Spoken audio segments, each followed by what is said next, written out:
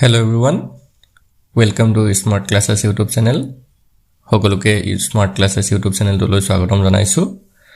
আজিৰ এই ভিডিঅ'ত আমি তোমালোকৰ অহা 28 জুন তাৰিখে অনুষ্ঠিত হ'ব লগা জিএনএম নাৰ্ছিঙৰ এন্ট্ৰেন্স এক্সামৰ কাৰণে হেল্প হোৱাকৈ সায়েন্সৰ কেইটামান মোষ্ট ইম্পৰ্টেন্ট কোৱেশ্চন চাম। সো তোমালোকে ভিডিঅ'টো শেষলৈকে চাই থাকিবা আৰু কোৱেশ্চনখিনি মনত ৰাখিবলৈ চেষ্টা কৰিবা।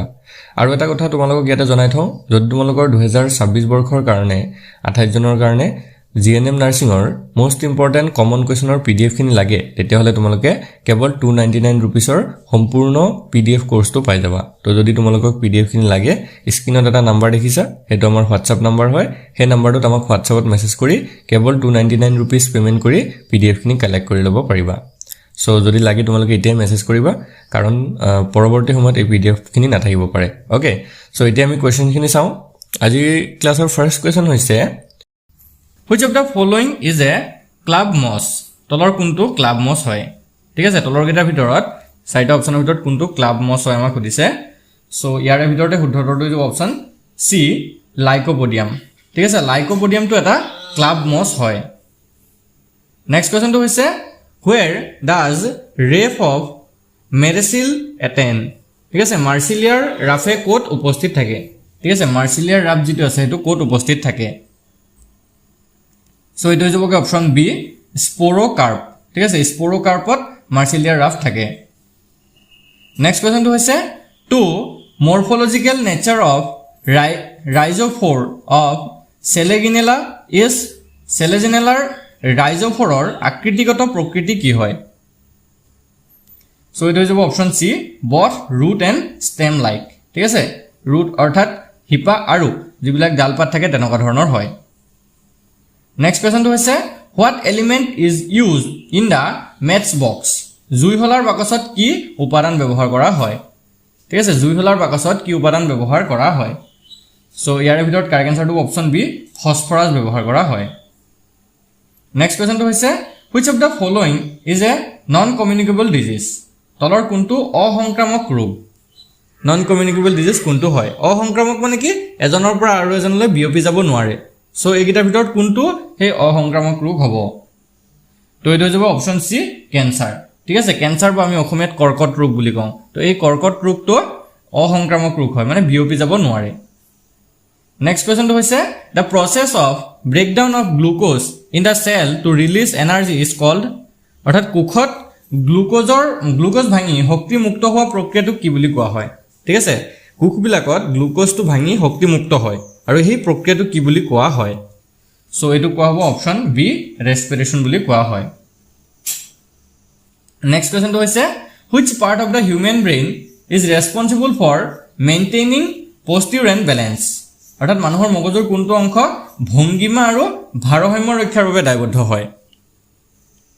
সো মানুহৰ মগজুৰ কোনটো পাৰ্ট হ'ব এইটো হৈ যাব অপশন বি, চেৰিবেলাম। নেক্সট কুৱেশ্যনটো চোৱা the process of transferring pollen grains from the another to the stigma is called the anther to the stigma is called পৰাগদানাবোৰ এন্থাৰৰ পৰা কলংকলৈ স্থানান্তৰিত কৰা প্ৰক্ৰিয়াটো কি বুলি কোৱা হয়? সো এইটো এই প্ৰক্ৰিয়াটোক কোৱা হয় অপশন সি, পলিনেশ্যন বুলি কোৱা হয়। Next question which of the following is a vestigial organ in human? তলৰ কোনটো অংগ মানুহৰ অৱশিষ্ট অংগ? সো অৱশিষ্ট অংগটো এটাই আছে, এইটো হ'ব অপশন এ, এপেণ্ডিক্স।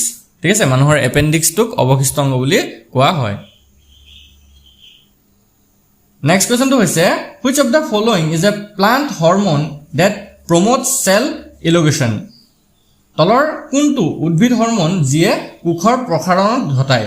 ঠিক আছে, উদ্ভিদ হৰম'নটো এইটো কোনটো হয় যিটোৱে কোষৰ প্ৰসাৰণ ঘটায়? তো এইটো হৈ যাব অপশন সি, অক্সিন। অক্সিন যিটো উদ্ভিদ হৰম'ন আছে এইটোৱে উদ্ভিদবিলাকৰ কোষৰ প্ৰসাৰণ ঘটায়। Next question what is the chemical formula for rust? মৰিচাৰ ৰাসায়নিক সূত্ৰটো কি হয়? সো এইটো হৈ যাব অপশন এটো শুদ্ধ উত্তৰ হ'ব Fe2O3। ঠিক আছে, মৰিচাৰ ৰাসায়নিক সূত্ৰটো হৈছে Fe2O3।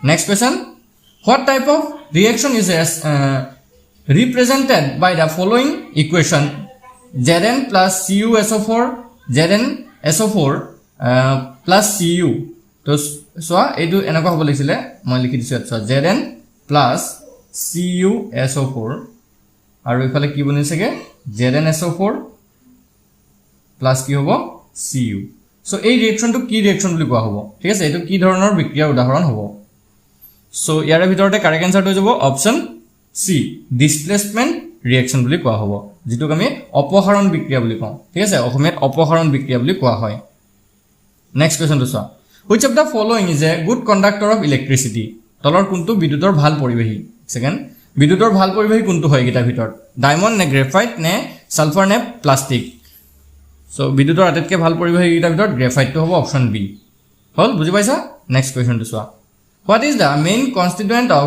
biogas জৈৱ গেছৰ মূল উপাদান কি হয় সো জৈৱ গেছৰ মূল উপাদানটো কোনটো হ'ব মিথেন ইথেন প্ৰপেন নে বিউটেন হ'ব তো এটো মনত ৰাখি থবা এটো অপচন এ হ'ব methane next question which of the following is a disaccharide তলৰ কোনটো ডিসচাৰাইড হয় ঠিক আছে ডিসচাৰাইড হয় সো এইটাৰ ভিতৰত কোনটো হ'ব এটো হৈ যাব অপচন সি সুক্ৰোজ সুক্ৰোজ লেক্টোজ আৰু মাল্টোজ এইটা ডিসচাৰাইডৰ উদাহৰণ হয় next question which of the following is used in black and white photography কলা বগা ফটোগ্ৰাফি তলৰ কোনটো ব্যৱহাৰ কৰা হয় সো এটো ইম্পৰ্টেন্ট কোৱেশ্চন হয় কলা বগা ফটোগ্ৰাফিত কোনটো ব্যৱহাৰ কৰে আমাক সুধিছে তো ইয়াৰে শুদ্ধটো অপচন বি সিলভাৰ ব্ৰোমাইড ঠিক আছে সিলভাৰ ব্ৰোমাইডটো কলা বগা ফটোগ্ৰাফিত ব্যৱহাৰ কৰা হয় next question what is the oxidation state of manganese in KMNO4 তো KMNO4 ত ম্যাঙ্গানিজৰ অক্সিডেশনৰ অৱস্থা কিমান হয় তো এটো হৈ যাবগে অপচন ডি +7 হয় নেক্সট কোৱেশ্চনটো হৈছে which of the following is not a greenhouse gas তলৰ কোনটো হেউজগৃহ গ্যাস নহয় ঠিক আছে কোনটো হেউজগৃহ গ্যাস নহয় আমাক সুধিছে সো ইয়াৰে শুদ্ধটো অপচন সি অক্সিজেন অক্সিজেনটো হেউজগৃহ গ্যাস নহয় নেক্সট কোৱেশ্চনটো হৈছে when crystal of lead nitrate are heated strongly in a dry test tube what happens যেতিয়া হুকান পৰীক্ষানলীত হি নাইট্ৰেটৰ স্ফটিকবোৰ প্ৰবলভাৱে গৰম কৰা হয় তেতিয়া কি হয় তো ইয়াৰে কাৰেক্ট আনসাৰটো option D a yellow residue is left next question to soa which of the following is a non metal that is lustrous তলৰ কোনটো অধাতু যেটো জিলিকি থকা হয় ঠিক আছে lustrous মানে জিলিকি থকা বা ধাতব দ্যুতি বুলি কোৱা হয় সো এনেকাটা অধাতু আছে যেটো ধাতব দ্যুতি গুণ আছে তো হেতু হৈছে অপচন বি আয়োডিন তো এটো মনত ৰাখি থবা ধাতব দ্যুতি বা জিলিকি থকা গুণ থকা অধাতু এটাই আছে হেতু হৈছে আয়োডিন বাকি যিমানবোৰ বেছিভাগ অধাতুৱে কি হয় গেছীয় পদাৰ্থ হয় next question what is the boiling point of water in celsius সেলসিয়াসত পানীৰ উতলাংক কিমান হয় বা উতল বিন্দু কিমান হয় ঠিক আছে পানীৰ উতলাংক সেলসিয়াসত যদি আমি চাবল যাও কিমান হয় সো এটো এগিটা হ'ব এগিটা ভিতৰত অপচন সি টো হ'ব 100 ডিগ্ৰী সেলসিয়াস ঠিক আছে মনত ৰাখি থবা 100 ডিগ্ৰী সেলসিয়াসত পানী উতলে next question what is the primary source of energy for the earth পৃথিৱীৰ বাবে শক্তিৰ প্ৰাথমিক উৎস কি হয় তো এটো হৈ যাব option C solar energy next question which of the following is a non metal তলৰ কোনটো অধাতু হয় সো এইগিটাৰ ভিতৰত কোনটো অধাতু হ'ব সোডিয়াম আইৰন কপাৰ নে সালফাৰ তো এটো মনত ৰাখি থবা এটো অপচন ডি হ'ব সালফাৰ সালফাৰটো এটা অধাতু হয় next question which gas is produced during photosynthesis হালু সংশ্লেষণৰ সময়ত কোনটো গ্যাস উৎপন্ন হয় বা কোনটো গ্যাস নিৰ্গত হয় সো হালু সংশ্লেষণটো আমি কি সকলে জানো আৰু মই আগৰ ক্লাছত হালু সংশ্লেষণৰ বিষয়ে তোমালোকক কৈছিলো যে হালু সংশ্লেষণটো এটা উদ্ভিদৰ খাদ্য প্ৰস্তুত কৰা প্ৰক্ৰিয়া হয় মানে যেটো এটা প্ৰসেস হয় মানে সেই প্ৰসেসটোত উদ্ভিদ বিলাকে সূৰ্যৰ পোহৰ তাৰ পিছতে মাটিৰ তলৰ পৰা পানী আৰু বায়ুমণ্ডলৰ কাৰ্বন ডাই অক্সাইডৰ জৰিয়তে উদ্ভিদৰ পাতত কি কৰে তেওঁলোকে খাদ্য প্ৰস্তুত কৰে আৰু এই প্ৰসেসটোকে হালু সংশ্লেষণ বুলি কয় সো ইয়াতে হালু সংশ্লেষণত এটা গ্যাস নিৰ্গত হয় যেটো গ্যাস আমি মানুহ বিলাকে বা জীৱ-জন্তু বিলাকে উখাহত লওঁ সো সেই গ্যাসটো কি হয়